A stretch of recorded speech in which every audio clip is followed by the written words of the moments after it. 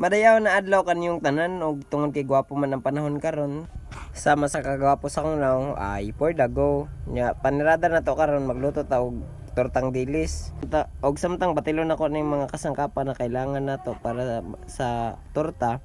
Ayo ba mo kalimot og share og subscribe sa atong YouTube channel InShot Vlog. Og salamat sa inyong suporta og at uman atog batila na tanan sa itlog og sa crispy fry aton din nang ibutang ang mga lamasers para lamiers ang atong pagkaoners og kana aton nang imikos-mikos dira og for the go natog mikos-mikos dira sa ato ang dilis aton na dayang andamon ang kalan atong lutuanan og mantika uman pagpainit nako sa mantika aton na dayang ibutang aton dilis dira. Let us see kung unsay gamaan niya ang experiment cooking.